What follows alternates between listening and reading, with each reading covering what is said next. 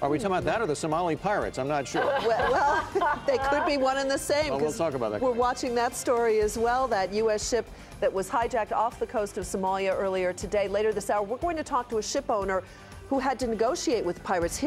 One of his ships was hijacked. We're going to find out how that process worked and what he thinks about whether or not negotiations should continue or not continue if there are more hijackings. Helicopter, $3 million down onto the ship. That's been working. It's an unbelievable story. A few minutes. Meantime, more on the Somali hijacking of this U.S. flagged ship. Is it back in U.S. hands or not? We haven't gotten official confirmation. It appears the drama is over. But again, we'll talk to the head of a shipping business that found himself involved in another hijacking of his own ship last November, and he found himself negotiating with those pirates. We'll talk with him in just a moment. Welcome back. Power Lunch continues now for this Wednesday, and we're looking at really the story we've all been following for the last several hours about this hijacked American U.S. flagship, the Maersk, Alabama. The American crew found out that it had been hijacked overnight by these Somali pirates. They were in the Indian Ocean off the coast of Somalia, about 300 miles off the coast there. Ironically, they were carrying food supplies for Somali people who need the food. But at any rate, it appears at this hour, unofficially from Pentagon officials, that the drama is over and that the crew has taken control of the ship once again, may have one of the hijackers in custody.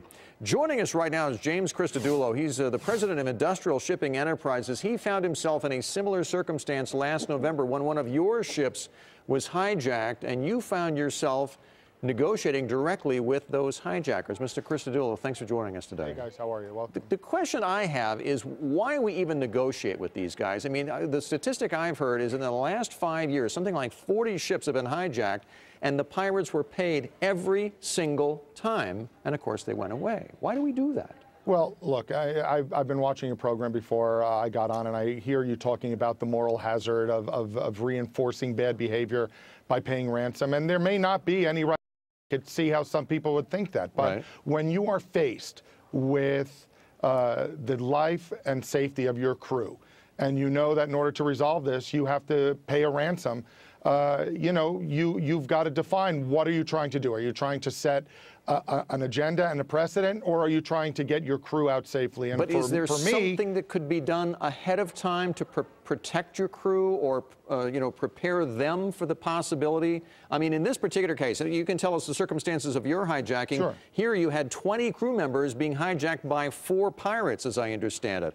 And if they were armed and ready to protect themselves, I don't think these guys would even try to hijack them. Well, a couple of things. First of all, the crew knows where the boat is, and they know the risks of the area. So everybody is transiting that area with eyes wide open. And there are a lot of non-lethal defenses that ships are now employing to evade and prevent capture.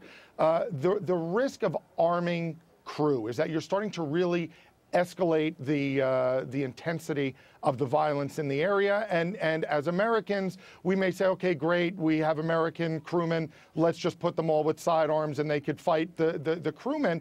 But it's an international problem, and do you want other nations' crews also carrying sidearms? And by the way, they're going to eventually sail that ship into Bayonne Harbor. Do you want them armed to the teeth when they pull into Bayonne? Yeah. But James, would you agree if they had no incentive to take over ships, they would stop doing it, right? I mean, I understand that you personally, you're facing the choice between death of your employees or pay the money. Absolutely. No question. I can see. You pay the money. But if your industry said, you know what? Well, those premiums that we pay to the insurance company to protect against piracy, we're not going to pay them anymore. We're not going to pay the insurance company, who still insures it because it must be profitable or else they wouldn't do it. And instead, we're going to pay our guys a premium, just like they do out in the Northwest for people who are on fishing boats, right? You get a premium with the understanding that there is danger there, and by doing this collectively, you're actually all safer. Well, Michelle, is it right? Yeah. As I said, the crew knows where they are. They are getting paid a premium to transit that high-risk area. I don't see how paying the crew more money takes away the risk of hijacking. And I've been in this business for a while, so excuse me, I don't see the cause and effect of paying the crew more and eliminating the risk of hijacking. What we need to do is to kind of galvanize an international force to really understand. And now, as an American ship was taken hostage, it's hitting home in the American media market and hitting Americans that this is an international crisis. But let me tell you that when my ship was taken and my Indian crew was hijacked, it hit the Indian media market. It's just that we're focusing in on it now. This is an issue that really threatens international trade, undermines the shipping industry, and puts crew members who understand the risks at even greater risk. And you are not doing business in that particular area right now, but as I understand it, sir, you will be in the future. How are you going to do business differently, given the fact that obviously these types of incidents have escalated, and today is just the latest example of that? If they're willing to board a U.S. flagged ship, are you going to run your business differently when you return to that part of the world? Well, naturally, I mean, for this voyage that we got hijacked, which our ship was hijacked at the end of November, that voyage for us and preparations for that voyage started at the end of October, early November, when we were updating our threat assessment, when we were analyzing additional security, non-lethal security that we could put on board the vessel to help deter hijacking. So what we'll do in the future is, if we do have to transit that area, we're going to once again relook at the latest and greatest non-lethal defensive measures that we could put on board that ship, employ them, and go through either with a convoy or with a military escort, somehow to enhance Who's going to pay for the military escort? Will you pay for that military escort?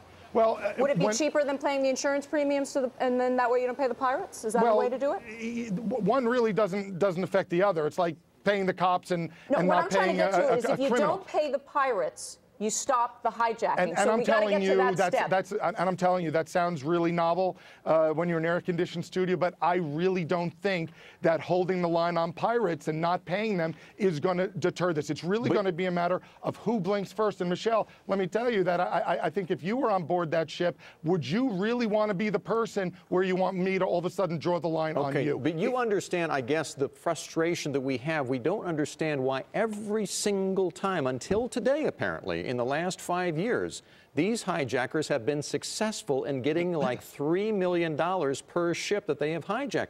Something needs to be done. Don't you agree? That's exactly right. I mean, we're just trying to come up with a reason to get this to be stopped. Stop the cycle. I totally agree with everybody. And part of the reason why I've been so outspoken about this issue since November is because it's really threatening my industry and the very brave men and women who work in that industry. What we need to do is to prevent it from happening, because once they take that ship, it becomes a hostage situation. And you don't want to escalate that into a bloodbath. Sir, apparently, from what we're understanding, and we don't have confirmation on this, but apparently if indeed the crew is once again in charge of this ship, they do have one of the hijackers. Now, what should the United States do now? It's a U.S. flagged ship. If they can make one move that perhaps would act as a deterrent or act as an example to deter future hijackers, what should the response from the United States be right now? Well, that's exactly right. There's the proactive, let's say, defensive things that we should implement, such as convoys, such as enhanced military presence to prevent this from happening. But now that they've got this, we as Americans need to have the stomach to prosecute this pirate and show them that we're just not going to let them go, that we're not going to reward this type of bad behavior or turn our backs on it, that we are going to make an example of these criminals. We're going to prosecute them and hold them liable to the fullest extent of the law. Technically, is he in U.S.?